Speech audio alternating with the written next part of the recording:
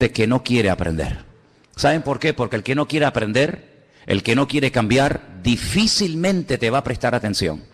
Va a estar siempre buscando, como decimos vulgarmente, las cuatro patas al gato, tratando siempre de buscar un argumento, despotricando en contra de todo o de todos, incluido Dios, para justificarse a ellos mismos.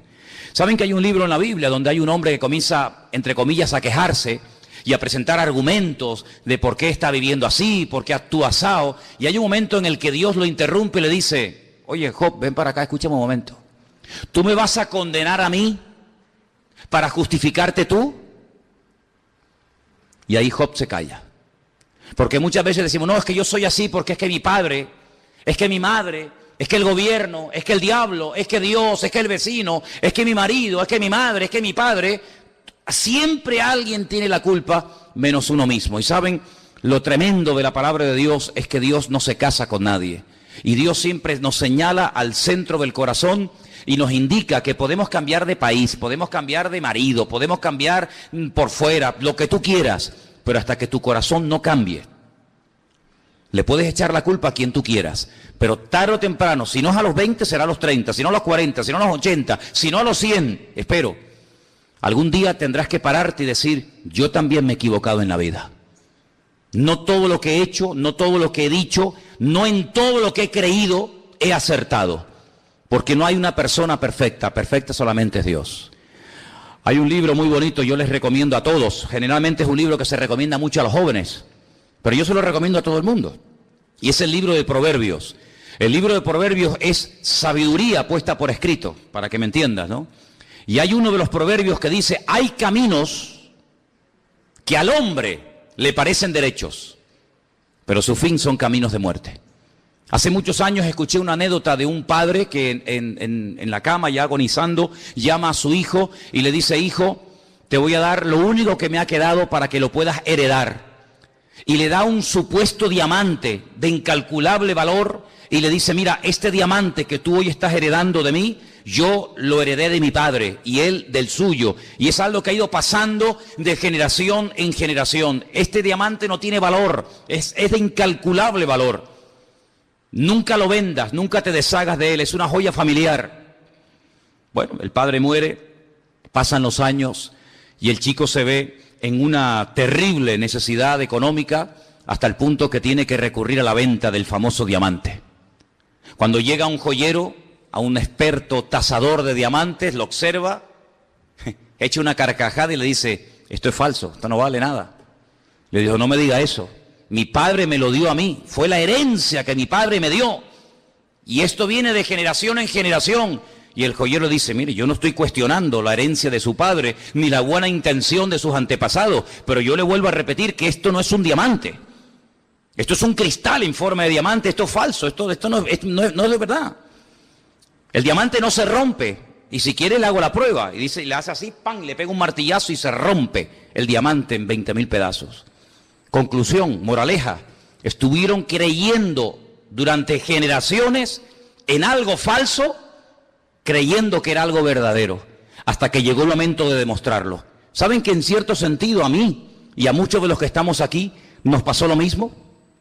¿En cuántas cosas creímos durante años, creyendo que eso era lo auténtico, lo verdadero? ¡Qué suerte tuvimos de haber nacido en el país en el que nacimos y de haber recibido la herencia espiritual o religiosa de nuestros antepasados! Porque era un honor creer en aquello. Y cuando comenzamos a comprobar las tradiciones, nuestras creencias a la luz del manual de la Biblia, nos llevamos las manos a la cabeza y dijimos: Dios mío, bendito sea tu nombre. Creímos durante años y practicamos en cosas que no eran así, que no están ni en la Biblia. Es más, hasta las prohíbe la Biblia, porque son cosas erróneas, mandamientos humanos, que se han ido reforzando, ¿verdad?, de generación en generación. Pero como alguien dijo, tarde o temprano usted tendrá que comprobar sus creencias, amigo. Tarde o temprano usted tendrá que decir: oye, ¿esto es la verdad o es mentira? Tarde o temprano usted tendrá que decir: Dios mío, ¿estoy en la verdad o he heredado una tradición, pero no una relación, una experiencia personal con Dios? Y eso nos ha pasado a muchos de los que estamos aquí. Pero claro, no leíamos la Biblia, como la inmensa mayoría de los seres humanos que no leen la Biblia. La Biblia es un libro caducado, un libro, sabe Dios, como me dicen algunos, lleno de errores. Y yo les digo, deme uno. Yo llevo más de 35 años leyendo la Biblia ahora, todos los días, y no he encontrado ni una. Y mira que me he esforzado en buscarla, ¿eh? La Biblia es un libro perfecto, es la palabra de Dios, está llena de promesas, transforma la vida.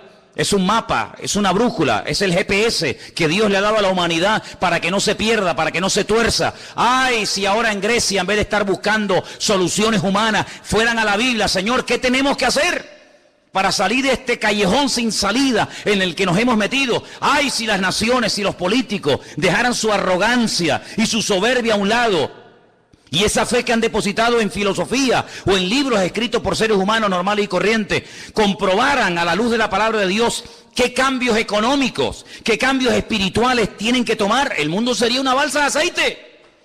Pero lamentablemente el hombre sigue creyendo que él tiene la solución y, como dijo el Señor, un ciego no puede guiar por el buen camino a otro ciego, porque tarde o temprano los dos, el que guía o el que pretende guiar y el que es guiado, los dos caerán en el mismo hoyo, porque están ciegos. Y el mundo está ciego, hermano. El mundo va a la deriva, porque no quieren reconocer de que se ha equivocado. Y por eso, amados hermanos, tenemos que dar infinitas gracias al Señor, porque hay un versículo en la Biblia que dice que nosotros estamos en el verdadero, y el verdadero se llama Jesucristo, el Hijo bendito de Dios. ¿Cuántos dicen amén? Quiero llevarles en esta tarde un proverbio. Hablando de Proverbios, al capítulo 18, precisamente el versículo 21, y quiero que lo leamos entre todos, si lo tienen ahí a mano, por favor. Proverbios capítulo 18, versículo 21. Esto es una bomba, ¿eh? Esto es algo tremendo. Te vas a dar cuenta del poder tan grande que Dios ha puesto dentro de nosotros, para bien o para mal, cuidado. Esto es como todo. El que inventó la dinamita, pues oye, con ella puedes matar a miles de personas, o con ella puedes abrir un hueco en una montaña y hacer un túnel para que pasen los coches o para que pase un tren, ¿verdad? Proverbios 18, 21, ¿lo tienen, hermanos? ¿Sí? Venga, vamos a leerlo en alta voz todos. La muerte y la vida están en poder de la lengua, y el que la ama comerá de sus frutos. Otra vez. La muerte y la vida están en poder de la lengua. Ay, amigo. Alguien dijo en cierta ocasión que de aquí para abajo no nos diferenciamos en nada de los animales. Todo lo que tenemos de aquí para abajo, los animales lo tienen. Pueden caminar, pueden reproducirse, pueden comer, pueden respirar. La diferencia entre el ser humano y el hombre, algunos dijo que es de aquí para arriba, porque es de aquí para arriba que nosotros podemos razonar, que podemos pensar, que podemos memorizar, que podemos hablar, podemos dialogar, podemos construir frases, poesías, poemas, oraciones, ¿verdad? Por eso dice la palabra de Dios que nuestra cabeza tiene que ser Cristo. Porque cuando la cabeza funciona es una bendición, pero qué tragedia cuando ves a una persona que la cabeza ya no le funciona. Es triste, ¿verdad? Uno dice, bueno, mira, me fallan los brazos, me fallan las piernas, me falla esto, me falla aquello, pero amigo, como te falla la cabeza, estás perdido. Pero gracias al Señor de que los cristianos tenemos una cabeza, y esa cabeza es nuestro Señor Jesucristo. A Él nunca se le va a ir la cabeza, sino más bien todo lo contrario. Ahora, yo quisiera hablar en esta tarde, porque hace unos días hablamos acerca de un personaje de la Biblia que se llama Jacob, o Jacob. Este personaje que era hermano gemelo de Esaú. Era hijo del mismo padre y de la misma madre, llamados, ¿cómo se llamaba? Isaac y Rebeca. Muy bien. La palabra de Dios, el tema de la bendición, la herencia espiritual. Y Jacob sabemos que, aunque el fin no justifica los medios, y utilizó un sistema no muy correcto que digamos, incluso llegó a engañar a su propio padre, él obtuvo la bendición. El padre lo bendijo. Y no solamente eso, sino que bueno, efectivamente vemos que más adelante, ya cuando el padre sabe que es Jacob con el que está tratando, lo vuelve a bendecir, ya van 2 bendiciones. Y en el camino dice la Biblia que Dios le habla y Dios directamente lo bendice, ya van 3. Y la Biblia nos enseña que cuando regresa del exilio, de estar en la casa de Labán, de su suegro, más de 20 años, la Biblia dice que él pelea, ¿se acuerdan? Con un varón, con un ángel. Y dice la Biblia que le dice, no te suelto, no te dejo, hasta que no me bendigas, y lo bendijo. Y ya van 4, Y entonces uno se da cuenta de que en la vida de Jacob había un montón de bendiciones, como hay bendiciones en la vida de todos y cada uno de ustedes. Pero las bendiciones, una cosa es que tú las recibas y otra cosa es que tú te la apliques, que tú la actives en tu vida. Mira, cuando hemos entrado aquí, nosotros hemos tenido que darle a los interruptores, porque tenemos luz, pero hay que darle a un pequeño botón para que se enciendan todas estas luces que veis aquí esta tarde. Cuando tú vas al baño, ahí hay agua, no hay problema, no hay que ir con un cubo a 10 kilómetros y traer... No, ahí tenemos agua, pero usted tiene que hacer un pequeño movimiento con su mano y entonces lo que hay, usted lo saca a través del grifo. La bendición de Dios está sobre nuestras vidas, pero hay que activarlas, hay que usarlas. Y usted se va a dar cuenta de que según la circunstancia, según el momento y según el lugar, Jacob utilizaba una u otra bendición. La pregunta es, ¿creemos nosotros que la bendición de Dios está con nosotros? ¿Cuántos dicen amén? La Biblia nos enseña que Él ha cambiado toda maldición, todo desastre que hemos heredado, consciente o inconscientemente del pasado, lo ha tornado, lo ha cambiado en bendición. Pero no solamente hay que creerlo, sino hay que usar lo que uno tiene. Es como, por ejemplo, cuando usted va a clavar un cuadro y usted tiene que clavar un clavo. Usted tiene que utilizar un martillo, ¿no? Yo tengo un martillo en mi casa, pues vaya a buscarlo.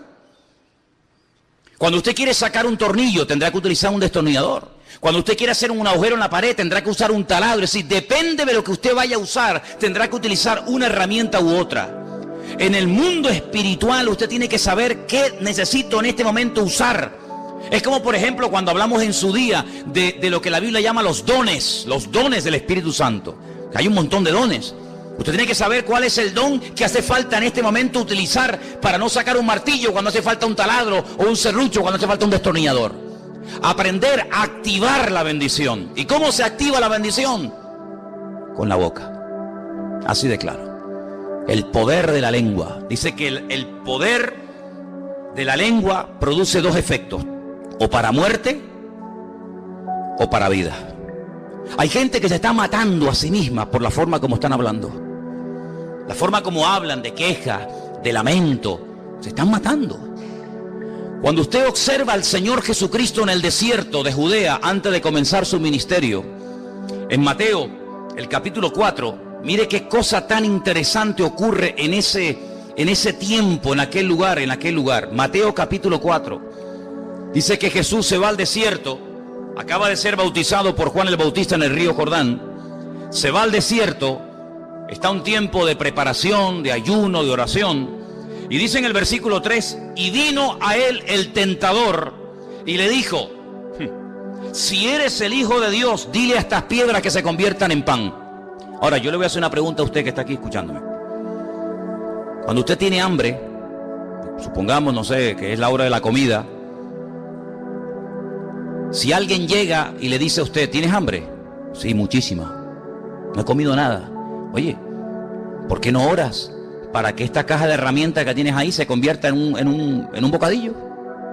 ¿Para usted eso es una tentación? ¿Ah, sí? Para mí no. Porque por mucho que yo quiera, yo jamás podré convertir una caja de herramientas en un bocadillo. Para mí no es una tentación. ¿Por qué? Porque no tengo el poder para hacer eso. Pero cuando el diablo va al Señor Jesucristo y le dice, dile a estas piedras que se conviertan en pan, la intención ¿cuál es? Hacerlo caer en tentación. Que él utilice su poder transformador para satisfacer una necesidad personal en ese momento. Luego, ¿no se da cuenta usted, hermano, que simplemente por la forma como el diablo tienta a Cristo, ya está diciendo indirectamente que cree que Él es el Dios Todopoderoso? Si a mí me llega el diablo y me dice, ¿tienes hambre? Sí. Bueno, pues ora para que este micrófono se convierta en un bocadillo. Para mí eso no es una tentación. Sería una tentación, ¿verdad? Estar, por ejemplo, un día una persona ayunando y tener la nevera llena de comida. Para mí sería eso tal vez una tentación. Pero el convertir algo, como es un micrófono, una silla, una piedra, lo que sea, en un alimento, a mí no me tienta. Pero al Señor sí le podía tentar. Porque Él si quería, podía convertir todas las piedras del desierto en panes. Luego, el diablo es tan, los argentinos dicen tarado, tan torpe, que hasta en la forma como lo tienta, te estás dando a entender con quién te estás enfrentando, amigo. ¿Qué hace el Señor? ¿Lo ignora? ¿Le da la espalda y se marcha? No, le responde. Y mire cómo le responde, versículo 4. Le respondió y le dijo, escuche bien, escrito está. ¿Dónde está escrito eso? En la Biblia. Escrito está, no solo de pan vivirá el hombre, sino de toda palabra que sale de la boca de Dios. ¿Qué es lo que usa el Señor? El poder de la lengua. Hemos leído un proverbio que el poder de la muerte y el poder de la vida, ¿dónde está? En la lengua. Pues hable. No solo de pan se vive en esta vida, sino de toda palabra que sale de la boca de Dios. Y lo neutralizó. Pero el diablo no se rinde, sino que el diablo vuelve otra vez y le vuelve otra vez a tentar. Y usted puede ver, por ejemplo, en el versículo 5, entonces el diablo le llevó a la santa ciudad, le puso sobre el pináculo del templo y le dijo, si eres el Hijo de Dios, él sabía que era, si eres el Hijo de Dios, échate de aquí abajo, tírate. Y ahora él dice, porque hay un versículo que dice, no dice realmente así, él lo tergiversa, a sus ángeles mandará cerca de ti, en sus manos te sostendrán para que tu pie no tropiece en piedra. ¿Qué hace el Señor? ¿Lo ignora? No. Utiliza el poder de la lengua, el poder de la palabra, y dice Jesús, escrito está, no tentarás al Señor tu Dios. Y ahí lo neutraliza otra vez. ¿Creen que ustedes que el diablo aflojó? ¿Creen que ustedes que el diablo dijo, con este no puedo? Vuelve otra vez al ataque. Vuelve otra vez, porque ese algo que caracteriza a este personaje es la constancia, la perseverancia. Ojalá los cristianos fuéramos la mitad de perseverante que este personaje. Dice en el versículo 8, otra vez le llevó el diablo a un monte muy alto, le mostró todos los reinos del mundo y la gloria de ellos y le dijo, todo esto te lo daré si postrado me adorares. Ah, qué fácil. Jesús le dijo, vete, Satanás, porque está escrito, al Señor tu Dios adorarás y a Él solo servirás. El diablo entonces le dejó y he aquí vinieron ángeles y le servían. El Señor Jesucristo podía haberse dado la vuelta, podía haberse marchado, pero no. Proverbios 18:21 dice que el poder de la muerte y de la vida está en la lengua. Y el Señor lo que hizo es utilizar sabiamente la palabra correcta para que en ese momento ese ataque que él estaba recibiendo quedara totalmente neutralizado y no surtiera ningún efecto en su vida. Ok, vamos a dejar esa historia ahora. Estamos en 2015, Santa Cruz de Tenerife. 8 en punto de la tarde. Usted se pregunta, ¿y a mí para qué me cuenta este hombre todo esto? Porque usted también tiene problemas en su vida, ¿sí o no? Usted tiene dificultades económicas, físicas, laborales, matrimoniales, con los hijos, de no sé qué, de no sé cuánto. Muy bien, ¿qué hago entonces? ¿A dónde voy? ¿Qué puedo hacer? No solamente para defenderme, sino para poder vivir en victoria. Si es que se puede vivir en victoria, ¿cuántos lo creen? Porque algunos dirán, bueno, me tocó vivir aquí, me tocó esta época de la historia de la humanidad, luego me tengo que resignar a estar enfermo, a estar triste, a estar amargado, a estar sola, a estar incomprendido. ¿Pero quién dijo eso? ¿Quién dijo eso? Si el mismísimo Señor Jesucristo dice que el diablo viene para hurtar, para matar y para destruir, pero dice, pero yo he venido para darte vida y vida en abundancia. ¿Cuántos dicen amén?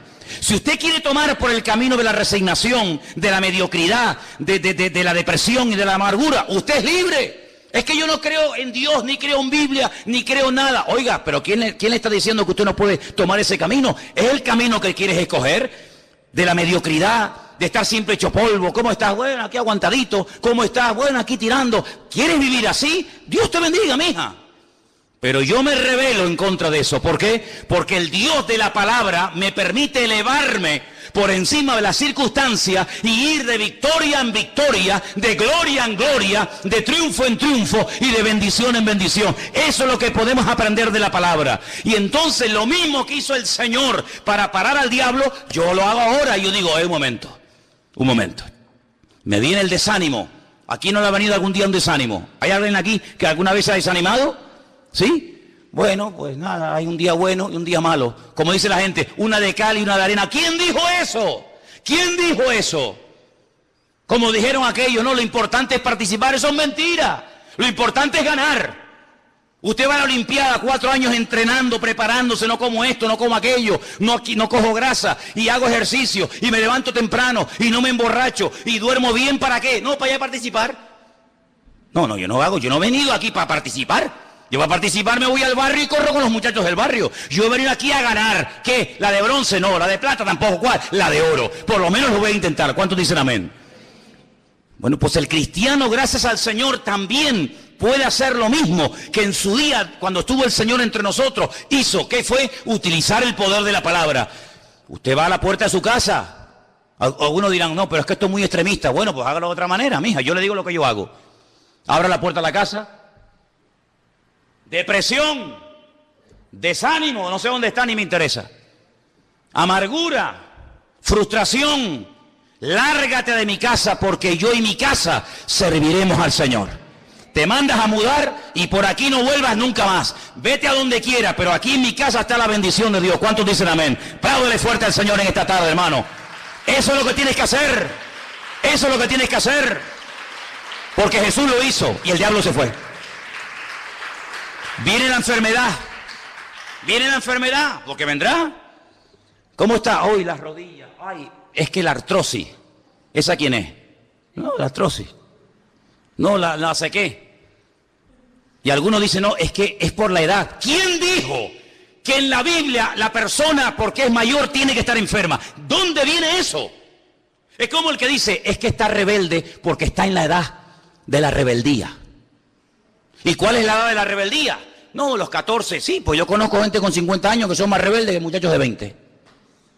¿Por qué asociamos cierta edad con rebeldía? ¿Por qué asociamos? ¿Por qué tenemos que asociar enfermedad con tener ciertos... Oiga, yo veo en la Biblia gente que murió de viejo y no de enfermedades. ¿O es mentira? ¿De qué murió Abraham? ¿De qué murió Isaac? ¿De qué murió Jacob? ¿De qué murió mi abuelo otro día? ¿De qué murió mi abuelo con 105 años? ¿Se le acabó la pila? Bueno, amigo, la pila se acaba, es normal. Pero nunca tuvo una enfermedad, nunca lo operaron de nada, ¿no? Oiga, pues yo le he dicho al Señor, Señor, si tú eres el Señor y eres mi pastor y tú eres lo que quieres lo mejor para mi vida, yo quiero que toda enfermedad, tú, Señor, si es tu voluntad, la quites de mi vida. Y quiero estar hasta el último minuto de mi vida sin dolores y sin enfermedad. Usted dice, eso es imposible. Al que cree, todo le es posible. ¿Cuántos dicen amén? Al que cree, todo le es posible. ¿Usted lo cree? Gloria a Dios. Gloria a Dios. Oh, es que la economía, es que está la cosa muy fea, no hay trabajo, no hay... Otra vez estamos con lo mismo, otra vez con lo mismo. Vamos a ver, usted se encuentra con un señor en la calle que no cree en Dios, que no se congrega en la iglesia, que no lee la palabra. Le pregunta, ¿cómo está? No, mal, fatal, uy, que el gobierno, que no sé qué, que lo otro, que tal. Te encuentras con un cristiano, ¿tú cómo estás? Uy, fatal, porque... Y yo digo, oye, ¿qué diferencia hay entre este y este? ¿Cuál hay la diferencia? Que este va aquí a una iglesia llamada Centro Vida Nueva y el otro no va a ninguna o va a la iglesia católica. ¿Qué diferencia hay? Ninguna. ¿Cómo que ninguna, amigo? Siempre ha habido diferencia entre la cabeza y la cola. Así que por haber nacido donde nací y por haber tenido la familia que tuve o que no tuve o la educación que tuve o que dejé de tener, yo seré en la vida un mediocre. De eso nada. La Biblia me dice que yo soy real sacerdocio, nación santa, pueblo adquirido por Dios, el cual me sacó de las tinieblas para anunciar las virtudes de aquel que me llamó. En otras palabras, ¿de dónde la mediocridad? De aquí, de la cabeza. Y les digo algo, hasta que usted no cambie su forma de pensar, usted no va a cambiar su forma de hablar. Y hasta que usted no cambie su forma de pensar y de hablar, usted no va a cambiar su forma de vivir. ¿Cuántos dicen amén? Entonces, comience a activar la bendición. ¿Qué bendición tenemos dentro? Bueno, vamos a leerla. Vamos a ir a Números. Vamos a ir a Números. El otro día se la dije. Vamos a repasarlo otra vez por si la han olvidado. Números capítulo 6. ¿Se la saben de memoria? Sí, el que dijo amén que la diga. Se la saben de memoria, ¿verdad? Número 6, versículo 23. Número 6, 23. Vamos a leerla juntos. ¿La tienen? Habla a Aarón y a sus hijos. No les oigo. Habla a Aarón. No les oigo, ¿eh? Habla a Aarón y a sus hijos y diles: así bendeciréis a los hijos de Israel. Párate. Así bendeciréis. Esta es la fórmula. Así tienes que bendecir a tu marido cada día, a tu mujer, a tus hijos. Así. Léelo conmigo. En vez de Jehová, diga el Señor. Dígalo así: el Señor te bendiga y te guarde. El Señor haga resplandecer su rostro sobre ti y tenga de ti misericordia. El Señor alce su rostro sobre ti y ponga en ti paz. ¿Sois capaces de aprenderos esto de memoria? A ver, primera frase. El Señor te bendiga y te guarde.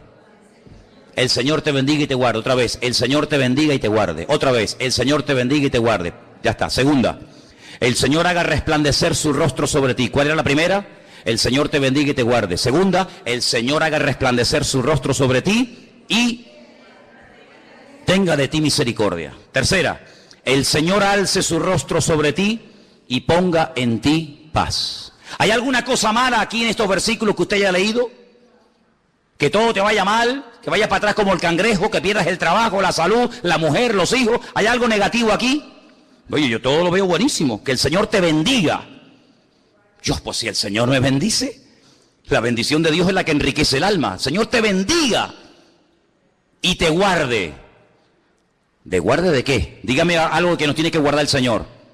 De lo malo, de la enfermedad, de tropiezos, de accidentes. Ah, amigo. Es decir, sí, de todas esas cosas negativas. Es decir, si el Señor me bendice, a continuación me va a guardar. Luego, aunque viva un santero encima de la puerta de arriba de mi casa, yo no le voy a tener miedo a él. Él me va a tener miedo a mí.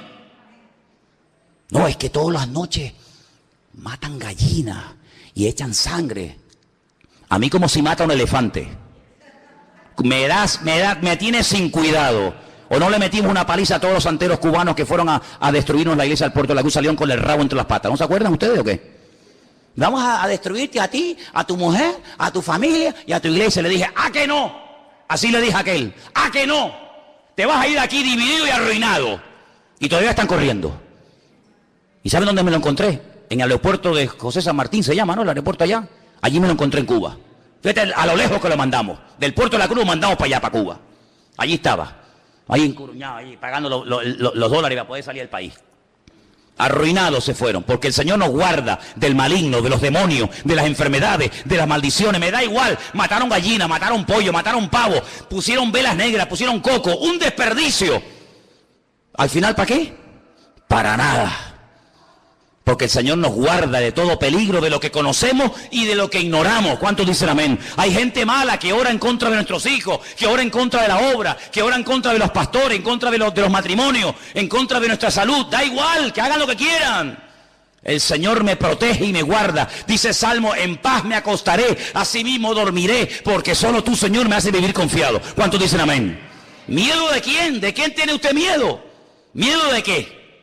Seguimos. El Señor haga resplandecer su rostro sobre ti. Es decir, que si el Señor resplandece su rostro sobre mí, voy a estar siempre en luz. Nunca voy a estar en oscuridad, en tinieblas, asustado. Olvídese de eso. Que tenga misericordia el Señor.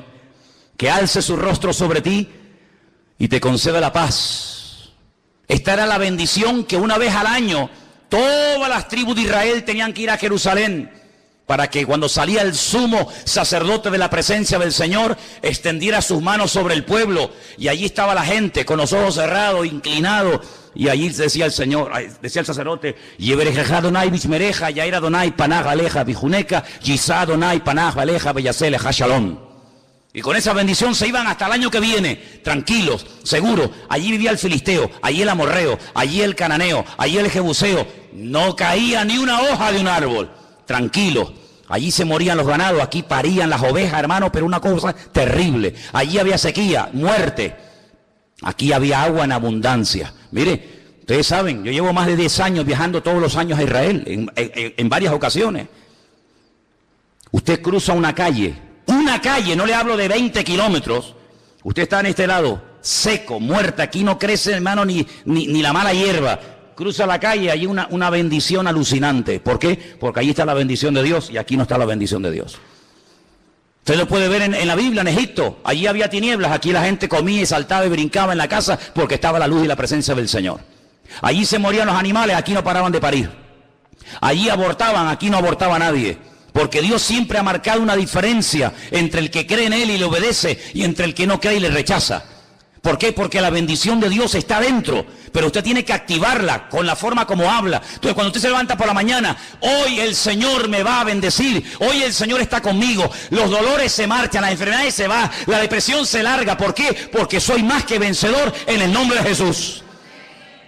Ahora una cosa, pero esto funciona, inténtelo, pruébelo. Es que yo no creo en eso, yo tampoco creía. Pero no solamente decir, sí, bueno, está muy bonito, está muy interesante. No, es que yo no estoy aquí para que usted me aplauda ni me diga qué bonito y qué interesante. A mí no me interesa su opinión. Yo estoy aquí para ayudarle a usted y para enseñarle a vivir por encima de las circunstancias. Y da igual si vive en Corea del Norte, en Cuba, en Japón, en Norteamérica, me da igual. Nuestro Dios está por encima de todo eso. Y podemos vivir en paz y podemos dormir tranquilos y podemos tener la bendición de Dios. ¿Por qué? Porque Él no cambia. ¿Cuántos dicen amén? Por eso, amado hermano, hay que activar la bendición. ¿Cómo se activa? Hable. Cuando le preguntan, ¿cómo está? Ya empezamos mal. ¿Qué significa? ¿Eso qué significa? ¿Cómo está, hermana? Bueno. Hace así. Bueno. ¿Pero qué? ¿Pero eso qué es? Pregúntenle a Cristiano Ronaldo, pregúntenle a Messi, ¿cómo está? Aquí jugando en el Real Madrid, ganando 20 millones de euros al año, con 17 coches de lujo, Ferraris, casas, helicópteros, aviones, bueno, aguantadito.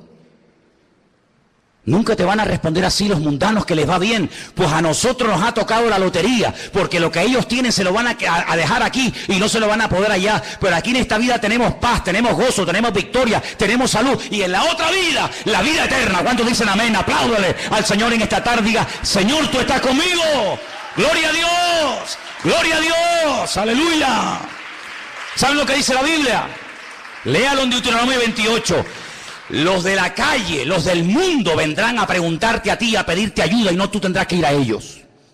Así de claro. Porque estaremos siempre arriba y nunca estaremos abajo. Ahora, eso es lo que a mí me atrajo de los cristianos. A mí no me atrajeron sus canciones. A mí no me atrajeron las canciones de esta gente. A mí no me atrajo un libro negro que un señor llevaba allí y se llamaba pastor. A mí eso no me atrajo. A mí lo que me atrajo, yo digo, Dios, pero una de dos, o están locos, o tienen algo que yo no tengo y me gustaría tenerlo. Esa era mi conclusión. O están locos como cabras y se creen sus mentiras, y por eso están como en el mundo de Yupi,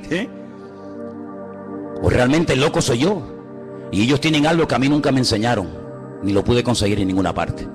Y le dije a Dios, Dios mío, ayúdame, yo quiero cambiar, yo quiero conocerte, yo quiero vivir en paz, yo quiero vivir todo, que me quite los demonios que tengo encima, quiero dormir, quiero quitarme esta cosa que tengo encima, y Dios lo hizo. Y hasta el día de hoy el Señor no me ha fallado.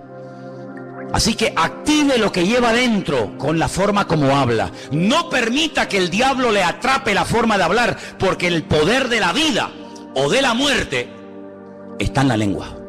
¿Cómo está? Bien. Y su matrimonio en bendición. Y tus dolores, mis dolores, yo no tengo ningún dolor. El Señor está conmigo como poderoso gigante. Y tu depresión, no sé, se mandó a mudar, no sé por dónde anda, ni me interesa. Mira, y la artritis, no sé, la mandé a mudar, está en Alaska dando vueltas por allí buscando a uno, a mí no me va a atrapar. Cuando el profeta Ageo, léalo en la Biblia, es un libro chiquito, lo lee en 10 minutos. Cuando el profeta Ageo llegó un día a la ciudad de Jerusalén y vio a todo el mundo deprimido, amargado, vio a los agricultores quejándose y le dijo, ¿pero qué les pasa? Dice, es que sembramos y sembramos y sembramos, y cuando llega el tiempo de la cosecha no cosechamos nada. Qué interesante. Cuando llegaban los ganaderos y les decía, ¿por qué están ustedes todo el día quejándose? Dice, porque cuando llega el momento de parir las ovejas, las cabras, las vacas, se mueren todas. No tienen fuerza y se mueren en el parto. Entonces comenzó a averiguar y se dio cuenta de que el país estaba en un estado de desánimo, de depresión, todo salía mal. Dice, trabajaban, pero era como si tiraran todo por un hueco. Y Ageo, que era un hombre de Dios, dice, aquí pasa algo, esto no es normal.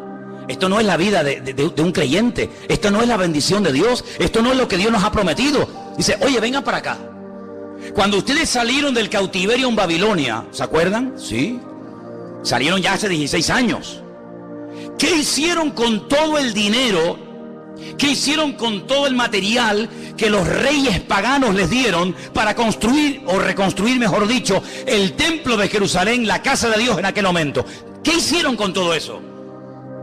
Dice, bueno, No, hábleme claro.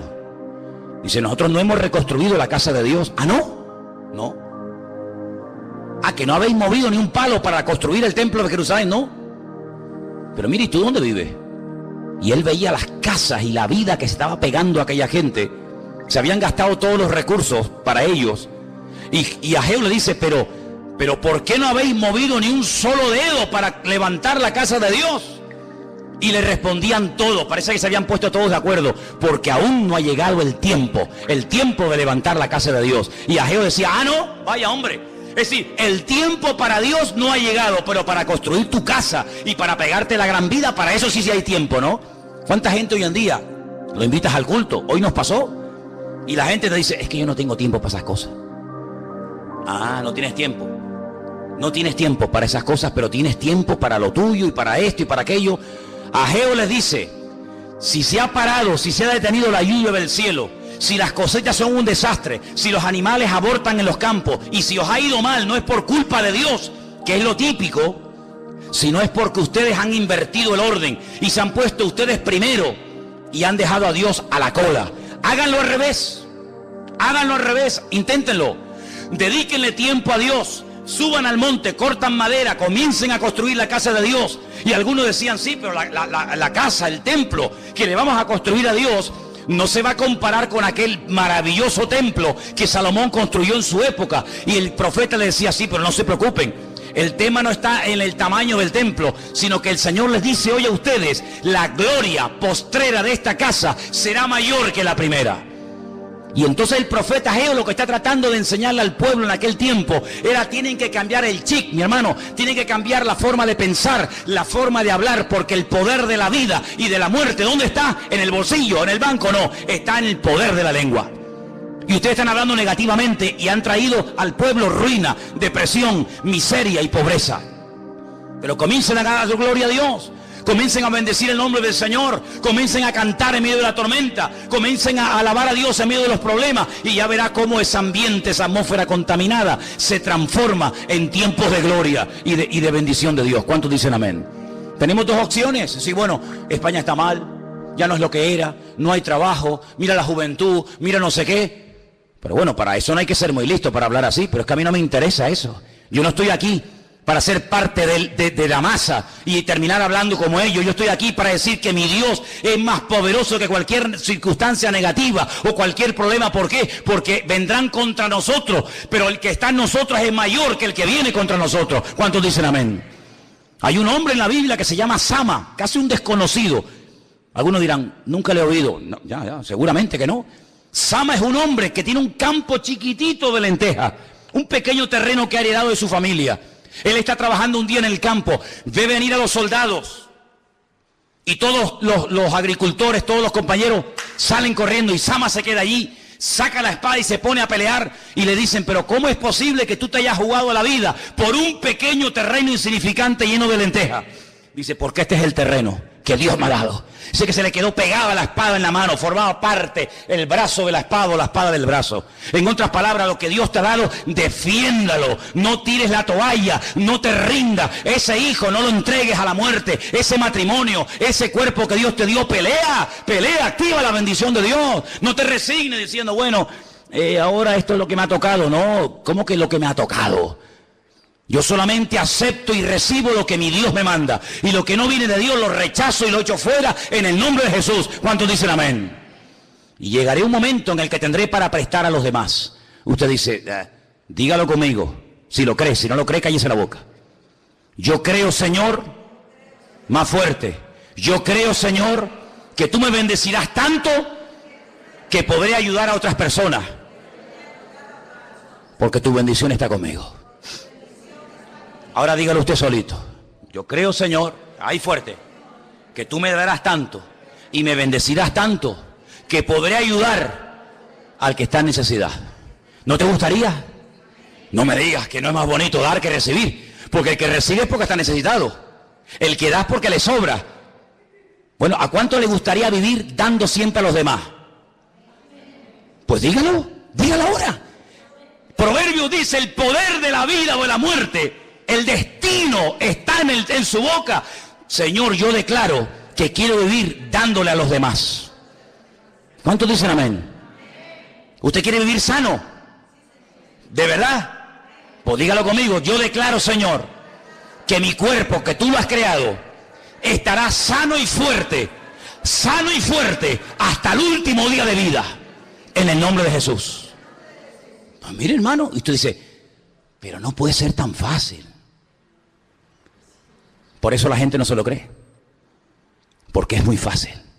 Y por eso la gente hace locuras, y usted ve que se crucifican, y que se dan con un látigo, y van caminando por acá, porque parece que lo difícil, lo duro, lo que tiene que pagar un precio una persona, es lo verdadero y lo fácil.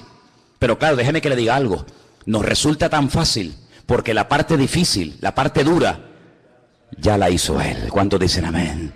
Si quieren hacemos al revés, ustedes son crucificados, ustedes son torturados, ustedes son apaleados, pero el Señor dijo no, déjeme la parte difícil a mí, y yo les dejo a ustedes la parte fácil. Pero somos tan cabezones y tan orgullosos que ni siquiera a veces la parte fácil estamos dispuestos a hacerla. Active la bendición de Dios en su vida. Leía estos días algo muy interesante. Imagínese un negocio que para que usted gane algo de dinero tiene que invertir mucho. ¿Es un buen negocio invertir mucho para ganar poco? Yo no conozco a nadie que diga, voy a invertir 10.000 euros para ganar 500. Permítame, usted es un naval.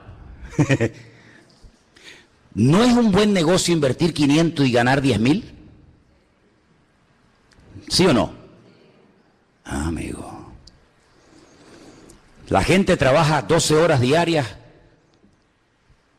para ganar algo poquito.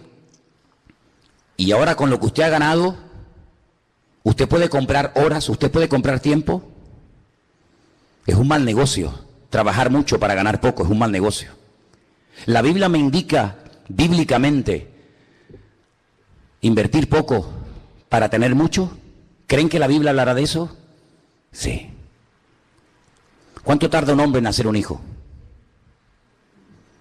Hablemos claro. No, un segundo no, mía. No, tampoco. Eso vamos. Un hombre tarda muy poco en nacer un hijo, ¿sí o no? Poco, ¿no? No, 5 días. Ya, Superman. Un hombre tarda muy poco en hacer un hijo. ¿Y una mujer cuánto tarda en hacer un hijo? 9 meses.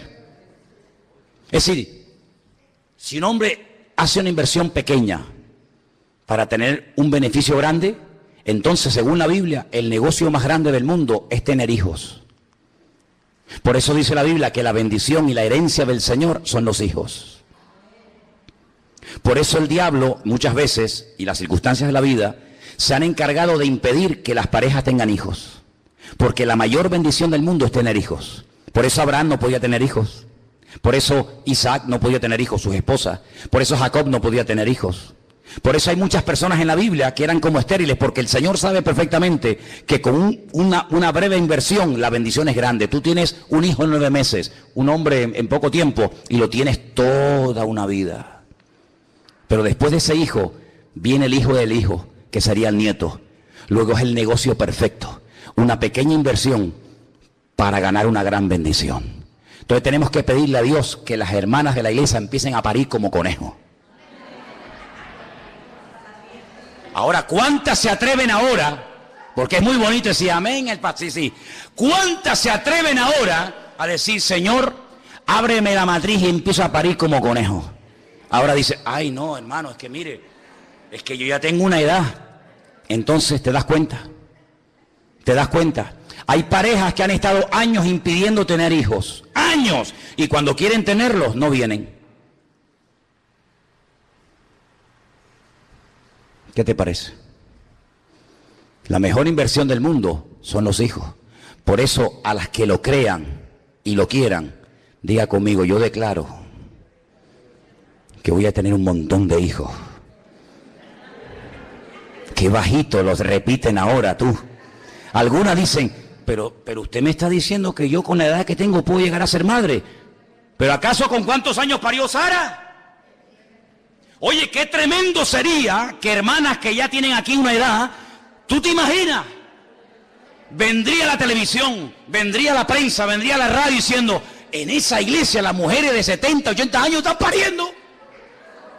Eso fue lo que pasó en los días de Abraham, que la gente decía, oye, ¿tú has oído? ¿El qué? Hay un viejo allí en el desierto, se llama Abraham, tiene 100 años. ¿Y qué? Y la mujer tiene 90, es estéril. Y dio a luz un hijo. Y se convertían la gente un montón y venían a la tienda de Abraham a decir cómo. Y él era un momento que aprovechaba para dar testimonio.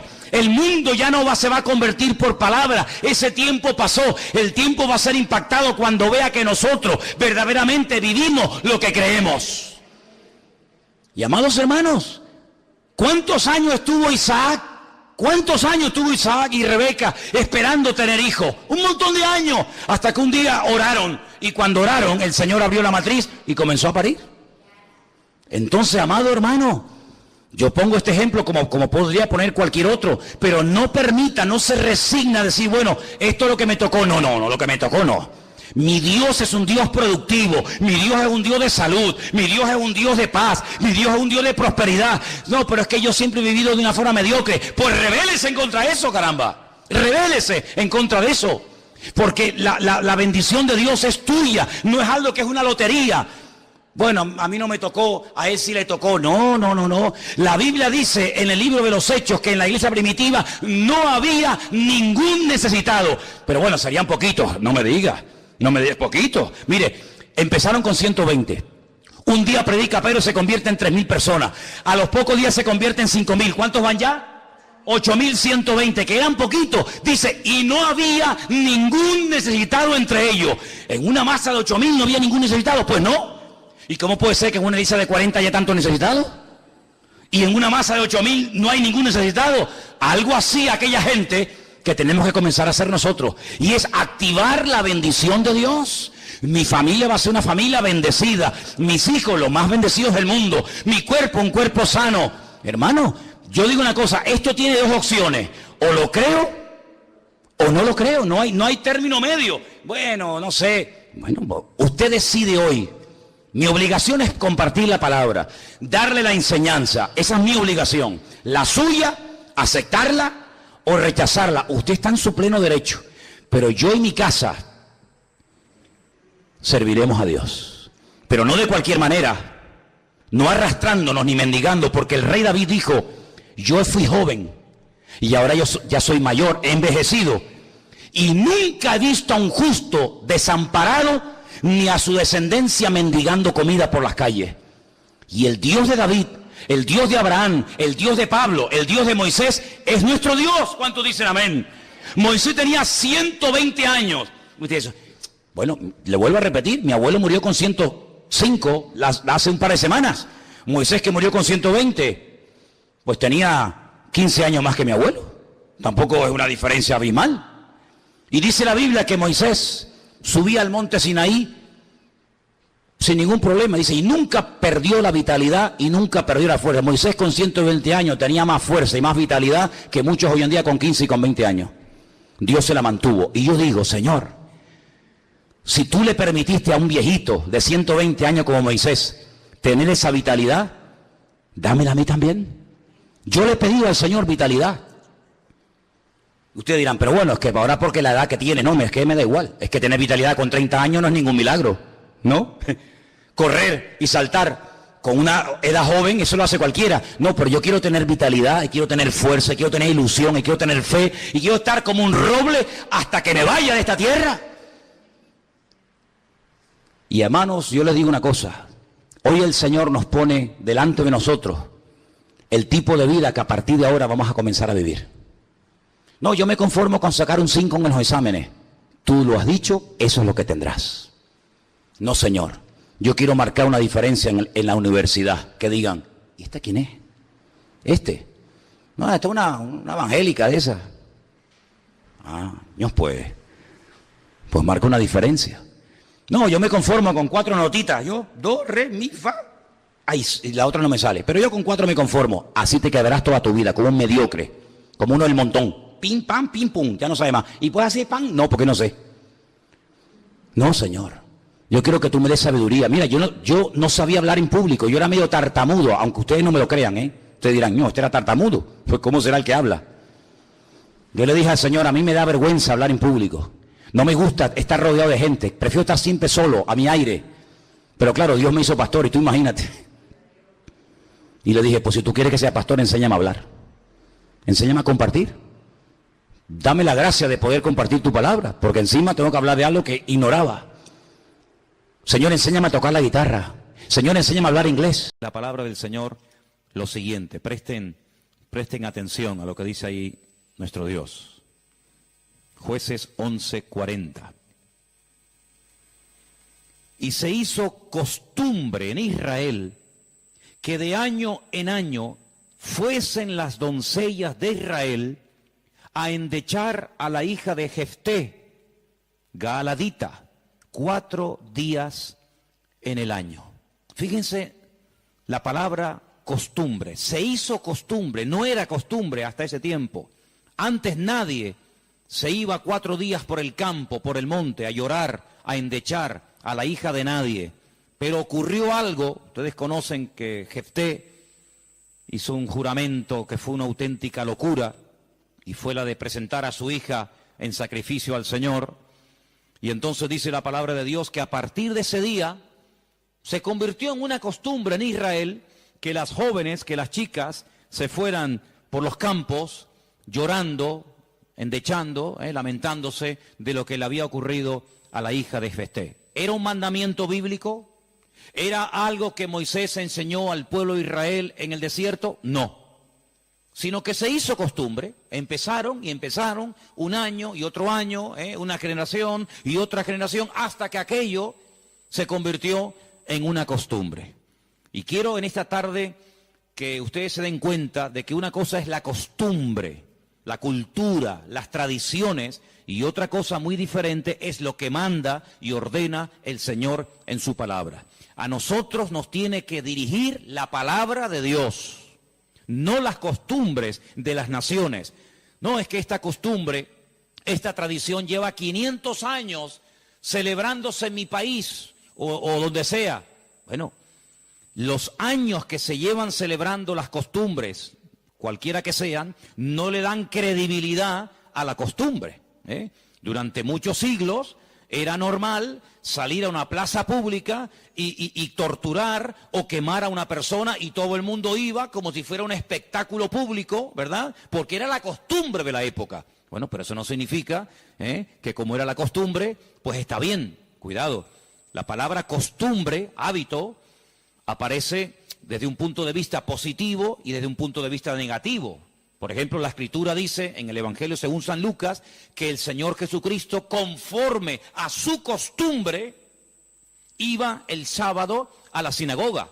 Bueno, pero es que hay costumbres buenas, ¿sí? Y hay costumbres malas. En este caso era una costumbre que no tiene nada que ver con la palabra, pero como ya la gente lo hacía, pues el otro lo hacía y el otro lo hacía, y yo creo que ya después de años ni la gente sabía realmente el origen de esa costumbre, pero ya como que formaba parte de la cultura de la época. Quédense con ese detalle. Nos vamos al libro de Isaías, capítulo 2.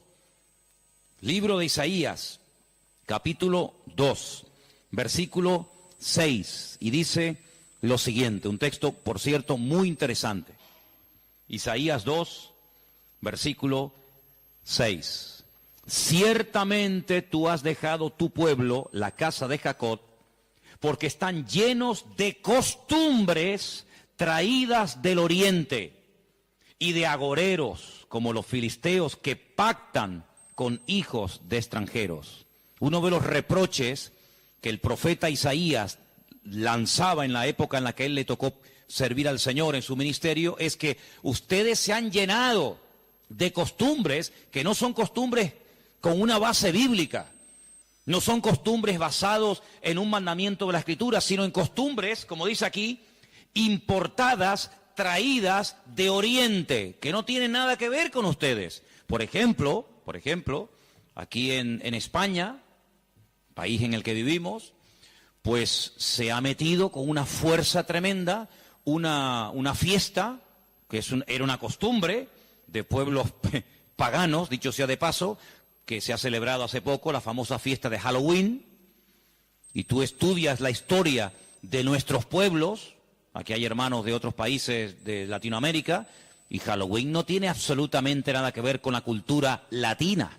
Absolutamente. Halloween no tiene nada que ver ni con Argentina, ni Uruguay, ni Venezuela, ni Cuba, ni España. Son costumbres importadas. Costumbres que no tienen nada que ver con nuestra cultura, pero a base de repetirlas y practicarlas un año y otro año, como que ya forman parte de una de las muchas fiestas que hay a lo largo del año. Eso precisamente es lo que dice el profeta Isaías en su época. Ustedes han abierto la puerta y se han llenado de costumbres traídas de Oriente, que no tienen nada que ver con ustedes. Y dicho sea de paso, la mayoría de esas costumbres traídas de Oriente eran costumbres paganas, costumbres que no tenían absolutamente nada que ver con la palabra del Señor. Vamos a avanzar. Libro de Jeremías, capítulo 10. Jeremías, el capítulo 10, leemos lo siguiente, versículo 3. Jeremías 10, versículo 3. Miren qué texto tan interesante. Porque las costumbres de los pueblos son, ¿qué dice ahí? Vanidad. Vanidad de vanidades, decía el predicador. Las costumbres de los pueblos son vanidad. Y ahora habla acerca de la idolatría, que era una de las costumbres, no del pueblo de Dios, sino de los pueblos paganos. Ahí la palabra pueblos es la palabra goyim. La palabra goyim significa naciones. Cuando se habla de Israel, se menciona Israel, para que no haya género de duda.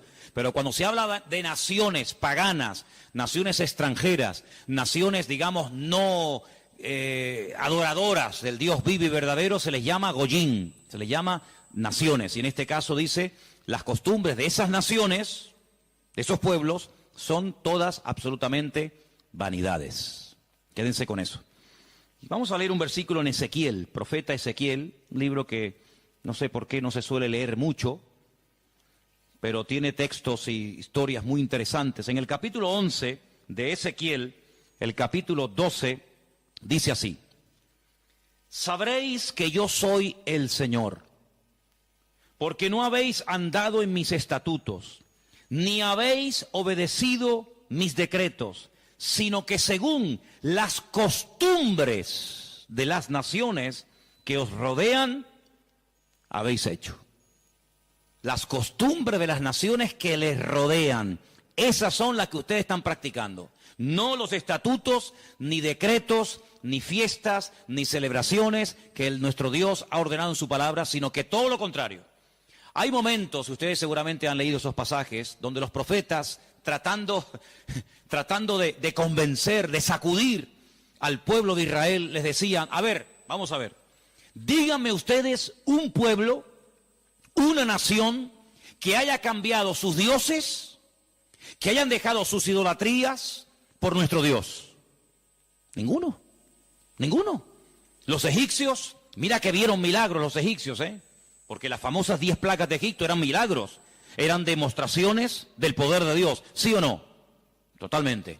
Dejaron los egipcios al convencerse de que sus dioses no servían para nada, que hicieron el ridículo. ¿Dejaron los egipcios su idolatría para creer en el Dios de los hebreos, en el Dios de Moisés? ¿Sí o no?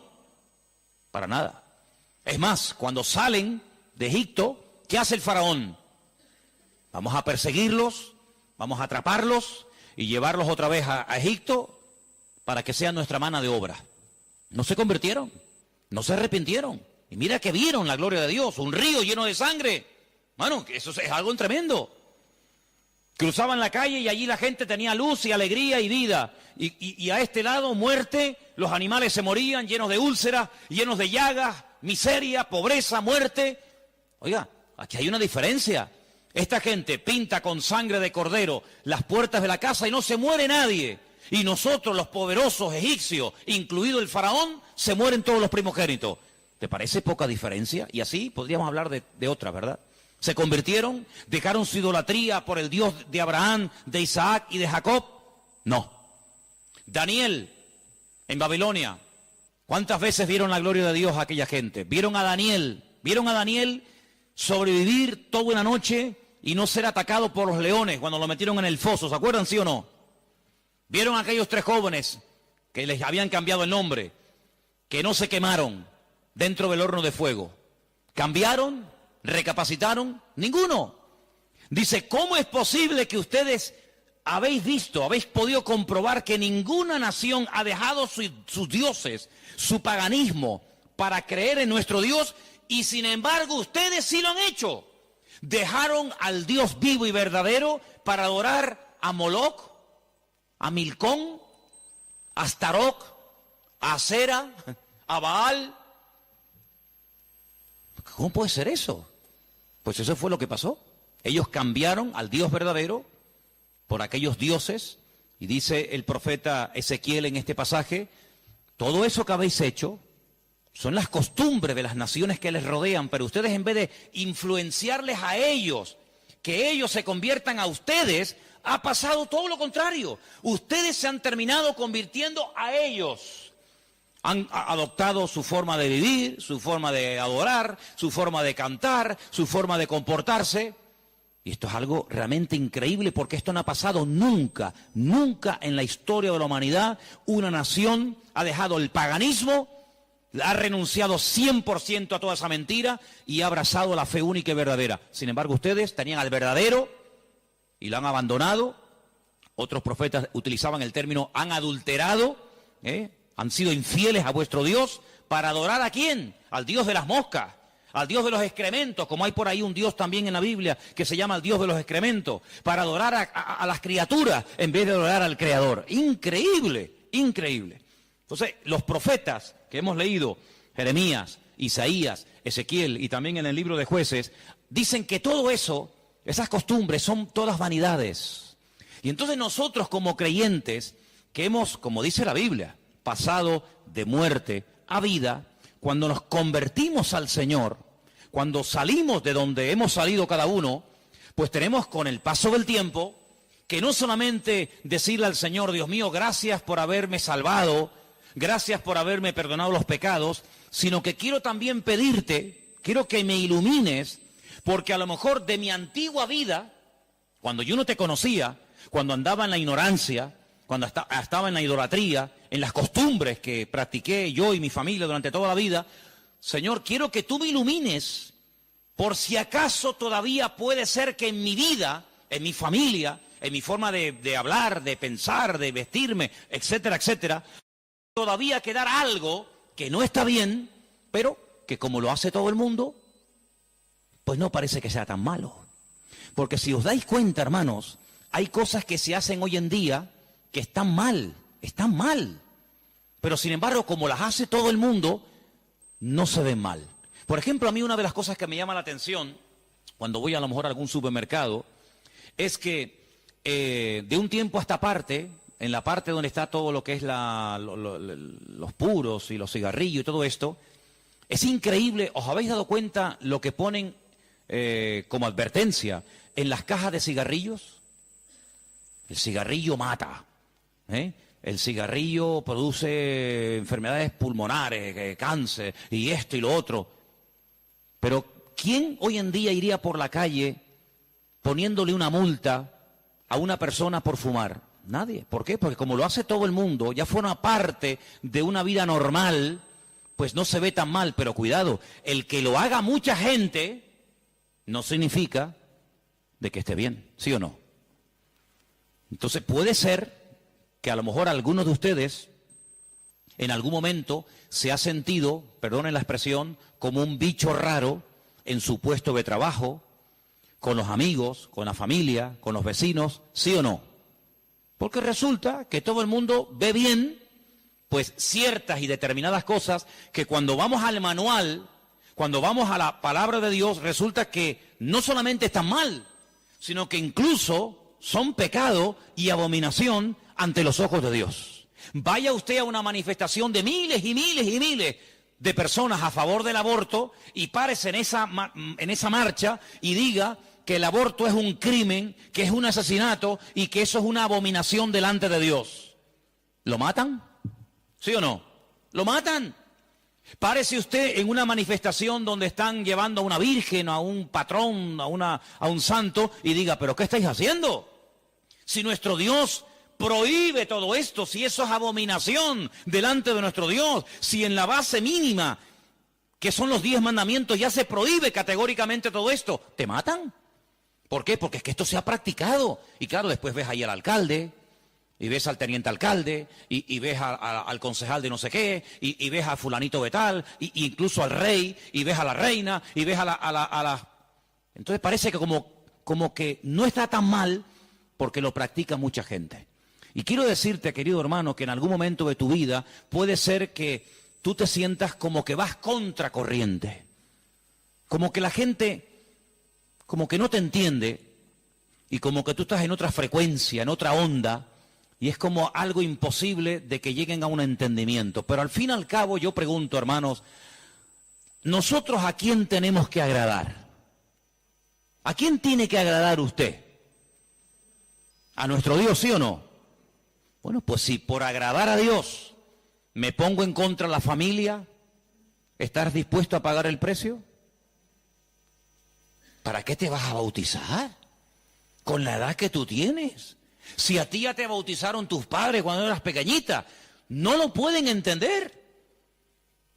Pero saben, hermanos, nosotros, repito, primero a quien tenemos que rendir cuentas a nuestro Dios. Y en segundo lugar, tarde o temprano, como dije el domingo pasado, la fe. Y cuando hablo de la fe, yo no me refiero solamente a la creencia, sino me refiero, cuando hablo de la fe, también aglutino nuestro estilo de vida. Porque nuestra fe es un estilo de vida. Somos diferentes, ¿sí o no? Somos diferentes. Somos diferentes a la hora de hablar, a la hora de pensar, a la hora de reaccionar ante una situación. Somos diferentes, lo queramos reconocer o no, somos gente diferente. Eso incluye también el concepto fe. No solamente que creo en un Dios, en un cielo, en un infierno, en la Biblia como palabra de Dios, sino que la fe me lleva a una serie de cambios. Bueno, pues en ese paquete de mi estilo de vida, yo tengo que pararme y decir, ¿lo que estamos haciendo forma parte de una base bíblica o de costumbres que se han ido traspasando de padres a hijos, de generación en generación, y yo, como he formado parte toda la vida, evidentemente, de este sistema de vida del mundo, pues las he incorporado como algo normal, pero nunca me paré a preguntarme si lo que yo estaba practicando, si lo que yo estaba creyendo era de Dios o era algo totalmente antibíblico. ¿Quién te convenció a ti? ¿Cuándo te diste cuenta de que adorar imágenes no era de Dios? Algunos de ustedes lo hicieron toda la vida. Pero llegó un momento en el que dijiste, esto no es de Dios, ¿sí o no? El que fue ladrón, el que fue drogadicto, el que practicó la prostitución o cualquier otro pecado. Hay un momento en la vida en el que a la luz de la Escritura, oyendo los mensajes, las predicaciones, leyendo la Biblia, el Espíritu, ¡pam!, te golpeó, ¿sí o no? Te tocó y dijiste, que va, yo no puedo seguir por este camino. Y cuanto más profundices en la Biblia, cuanto más profundices en la palabra, te das cuenta de que uno tiene que cambiar en todo, en todo.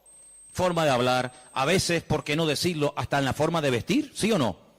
Hombre, vamos a ver, si por ejemplo una chica que está ejerciendo la prostitución esta tarde se convirtiera al Señor, seguramente la forma como esa chica se viste, que está diseñada para seducir, para atraer, para llamar la atención, pues cuando esa chica se convierta al Señor, lo más probable es que el Espíritu le ponga en su corazón que la forma como viste, pues es una forma que tiene una finalidad, pero que esa finalidad en absoluto la tengo que llevar a cabo en un culto. Por lo tanto, seguramente, en un momento determinado, el Señor le pondrá en su corazón, oye, vístete un poco más decentemente, más ¿sí o no?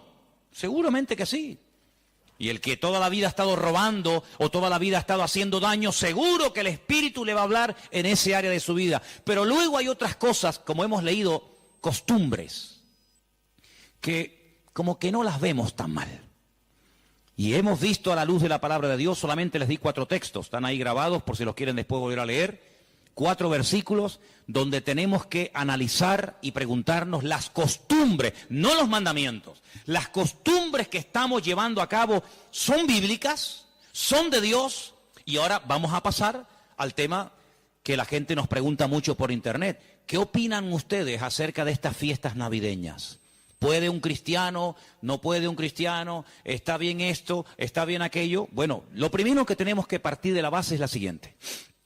Nadie, absolutamente nadie, desde que el cristianismo o desde que Cristo vino a este mundo, y mira que lo han intentado, nadie sabe exactamente el día en el que nació el Señor Jesucristo. Nadie. A lo largo de la historia se ha especulado, incluso, si ustedes se meten a estudiar este tema, incluso algunos llegaron a predicar y a enseñar en sus respectivos congregaciones o ministerios que Jesús nació entre marzo y abril. Otros entre septiembre y octubre. Y así diferentes opiniones. Por lo tanto, partimos de la base de que, lógicamente, el Nuevo Testamento, porque el Antiguo no te lo va a decir, porque no había nacido, el Nuevo Testamento en ninguna parte te dice exactamente el día en el que el Señor Jesucristo nació. Nadie sabe absolutamente nada. Sí sabemos que murió en una época en la que los judíos estaban celebrando una fiesta llamada la Pascua. Sí sabemos que hay una fiesta que nosotros la conocemos como Pentecostés, que su nombre original es Shavuot, la fiesta de las semanas, que el Señor la utilizó para que en ese día concretamente, pues aquel grupo que había en aquella casa fueran llenos del Espíritu Santo. Eso sí lo sabemos. También podemos saber con exactitud que el Señor Jesucristo, la noche que fue entregado y en ese lapsus de entre una hora y otra, y fue a ser crucificado, se estaba celebrando la fiesta de los panes sin levaduras que se unía a la de la Pascua. Todo eso está clarísimo.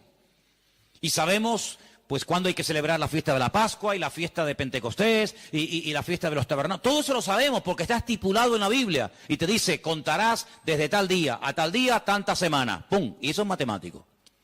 Pero en cuanto al nacimiento de Cristo, la Biblia no nos da ninguna información exacta de cuándo nació.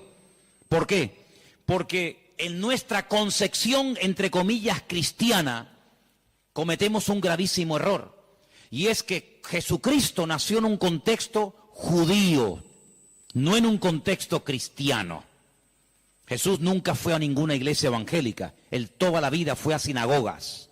Jesús nunca practicó costumbres cristianas. Las costumbres que él practicó, y su padre y su madre y sus antepasados, eran costumbres judías, ¿verdad? Por lo tanto, para nosotros se comienza a contar desde el nacimiento del niño y dice, bueno, el niño nació el 2 de octubre. Pues al año que viene, el día 2 de octubre, el niño cumple un añito. ¿Sí o no? En la mentalidad judía no se cuenta el tiempo así. En la mentalidad judía, en el momento en el que la mujer sabe que está embarazada, en el que la mujer sabe perfectamente que sí o sí está embarazada, ahí se empieza a contar. No a partir del nacimiento a los 9 meses, ¿me entendéis? Por lo tanto, ya empezamos mal. Es como, por ejemplo, cuando nosotros decimos, bueno, ahora mismo aquí en Tenerife tenemos las 8 en punto de la noche. A las 12:01 será día viernes. Eso según nuestro calendario, según nuestra cultura, según la Biblia, ya es viernes. ¿Por qué? Porque en cuanto cae el sol y ya se puede ver, aunque sea una sola estrella en el firmamento, automáticamente ya estamos al día siguiente. Entonces dice, entonces todos al revés. Bueno, hay que saber estas cosas. Nuestro calendario gregoriano, inventado, mandado a hacer por un papa, tiene 365 días. El calendario bíblico tiene 360 días. Otro dato a tener en cuenta. ¿Qué te parece? Y así podríamos contar cantidad de detalles que cuando uno va a la palabra, uno tiene que conocerlos. Porque si no ya estás partiendo equivocadamente. Y entonces decimos, el nacimiento del niño marca el momento de su nacimiento y de su próximo cumpleaños. Te vuelvo a repetir, la vida en la cultura judía, en la cultura hebrea, se cuenta a partir de la concepción, no a partir del nacimiento. Ahora bien, tengo aquí algunos datos que les voy a leer en esta tarde, que son muy interesantes, pero primeramente quiero decir lo siguiente. No sabemos la fecha exacta del nacimiento de Cristo. No hay ni un solo ejemplo, ni uno solo. Si alguien sabe de alguno, por favor que lo diga ahora, o calle para siempre. No hay ni un solo ejemplo en el Nuevo Testamento de nadie que haya practicado el nacimiento de Cristo, que haya celebrado, mejor dicho, el nacimiento de Jesús. La única fiesta que nos obligó el Señor a recordar frecuentemente fue, dice, haced esto, háganlo en memoria de mí. Y cada vez que comáis este pan y cada vez que bebáis de esta copa, mi muerte estáis anunciando hasta que yo vuelva. Es una orden. Yo sé que hay movimientos cristianos o evangélicos que no practican esto de tomar pan y vino asiduamente, porque dicen que es algo simbólico. Bueno, yo solamente lo digo con todo mi respeto, no saben lo que se pierden. Y es una interpretación incorrecta. Yo creo que es bíblico y estamos todos de acuerdo, ¿sí o no? Que hay que partir del pan y el vino. Hombre, hay iglesias que lo hacen todos los domingos. Elena, por ejemplo, se crió en una iglesia que todos los domingos, sí o sí, todos los domingos a la mañana, se llama culto de comunión. Por eso, porque se da la comunión. Hay iglesias que lo hacen una vez al mes, otras iglesias una vez al año, etcétera, etcétera. Pero que hay que hacerlo, hay que hacerlo. Pero Jesús nunca dijo, los discípulos nunca dijeron, Pablo nunca escribió, Pedro nunca escribió, Santiago nunca escribió, ningún discípulo escribió, y también tenéis que recordar todos los años el nacimiento del Mesías. No.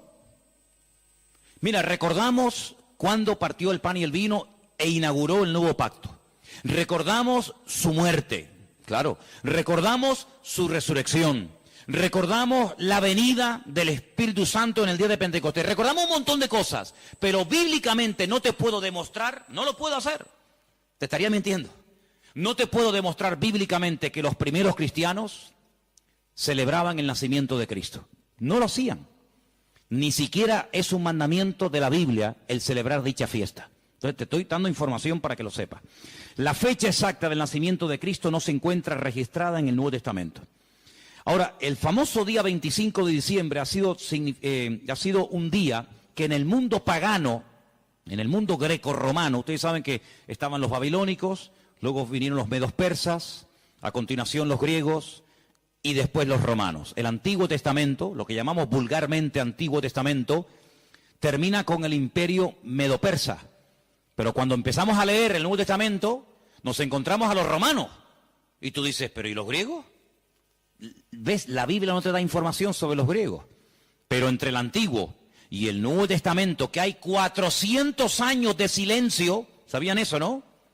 Nuestro Antiguo Testamento, ¿cuál es el último libro del Antiguo Testamento según nuestra Biblia? Malaquías. Pero cuando tú vas a una Biblia hebrea, tú te das cuenta que el último libro del Antiguo Testamento no es Malaquías, es Segunda de Crónicas. Da igual, el orden no altera los factores, ¿no? Sea uno, sea otro, son exactamente los mismos, aunque el orden es diferente. Pero cuando se termina de escribir, cuando el último profeta del Antiguo Testamento terminó su mensaje, supongamos que fuera Malaquías, hasta que encontramos al siguiente profeta predicando. ¿Y quién fue el siguiente profeta entre el Antiguo y el Nuevo predicando? ¿Quién fue? Juan el Bautista. Hay 400 años de silencio. No hubieron profeta entre Malaquías y Juan el Bautista. ¿Y cómo se guiaba la gente? Por la palabra. Ahí estaba todo escrito, todo comprimido, todo condensado, y fue un tiempo de silencio, de palabra profética, pero la palabra ya estaba escrita. Luego la gente querían palabra, vayan a la palabra, valga la redundancia, vayan a la escritura y ahí encuentran todo. Bien. Entonces cuando vamos a estudiar la palabra de Dios, nos encontramos que ese imperio que no aparece en el Antiguo Testamento, que son los griegos, que aparece en esos famosos libros que yo he recomendado muchas veces que lean, Primera y Segunda de Macabeos, que son la familia de los Macab, que significa martillo en hebreo. Los macabeos son los que martillaban, los que machacaban. Y en estos días en Israel se está celebrando una fiesta que no tiene una base, vamos a decir, bíblica, sino es un mandamiento bíblico el cumplirla, vaya, pero que es una fiesta que en estos días ya se está celebrando, y les voy a demostrar que Cristo la celebraba, aunque no era mandamiento, Él la celebraba, y es una fiesta que se llama la fiesta de Hanukkah. Y por eso ustedes cuando van a Israel van a encontrar que hay dos modelos de candelabro diferente. Está el famoso menorá, que tiene 7 brazos, y después se encuentran la Hanuquía. Menorá es el de 7, Hanuquía es el de 9. Y tú dices, ¿qué diferencia hay entre uno de 7 y uno de 9? Bueno, te lo voy a decir. El candelabro de 7, la menorá, era el que se utilizaba primeramente en el tabernáculo y después en el templo, pues para iluminar. No había luz eléctrica, no había un interruptor y se encendía la luz, sino que se ponía aceite, ¿verdad? Se iluminaba para que el sacerdote pudiera moverse y pudiera ministrar en el templo, ¿verdad? Ya dimos en su día una explicación de que el primer versículo, quédense con este dato, el primer versículo de los primeros 5 libros de la Biblia, Génesis 1.1, Éxodo 1.1, Números 1.1, Levítico 1.1 y Deuteronomio 1.1, nos explican todo lo que tiene el menorá. ¿Cuántas palabras tiene en hebreo el primer versículo de Génesis? 7 brazos. Otra característica de la menorá la encontramos en Éxodo 1.1 y así sucesivamente, pero no voy a entrar en detalles acerca de eso. Pero en la época de los seleucidas, en la época de los griegos, déjeme que les cuente algo de historia, que es bueno saberlo. Cuando Alejandro Magno muere, dicen que era homosexual, no dejó descendencia. Es el único imperio que pervive después de la muerte del emperador, pero no en sus hijos, sino en sus generales. Por eso Daniel, cuando está en Babilonia, dice que él vio a un leopardo con 4 cabezas. Y las 4 cabezas son los 4 generales que cuando Alejandro Magno muere, se reparten en 4 pedazos el mundo que había conquistado Alejandro Magno, ¿verdad? Uno de los trozos que se reparte tenía que ver con Israel.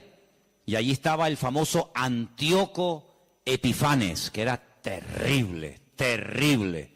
Ese fue el que se atrevió a meter a un cerdo dentro del lugar santísimo y sacrificarlo y de esa manera, humillar y avergonzar a Dios y en fin, tantas cosas, ¿no? Esa es la famosa abominación desoladora, la profanación del lugar santísimo. En esa época de los griegos había una familia compuesta por una serie de hermanos que se propusieron restaurar la vida política y espiritual de Israel.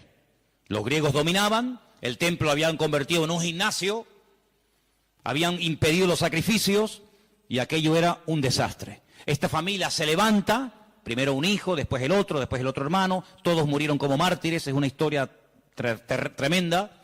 Y estos macabeos, que no se llamaban macabeos, sino una especie de apodo, los que martillaban, los que golpeaban, pelearon militarmente, cuerpo a cuerpo con los griegos y los derrotaron, los vencieron, los echaron de Israel y restauraron el culto en el templo. Pero resulta que el aceite que se utilizaba para las lámparas del candelabro, en este caso de la menorá, no llegaba, porque lleva un proceso y se tarda un tiempo en elaborar ese aceite específico para la menorá. Había muy poco aceite. ¿Qué ocurrió? Oraron al Señor y el Señor hizo que la poca aceite que quedaba durara milagrosamente más tiempo de lo que habitualmente duraba.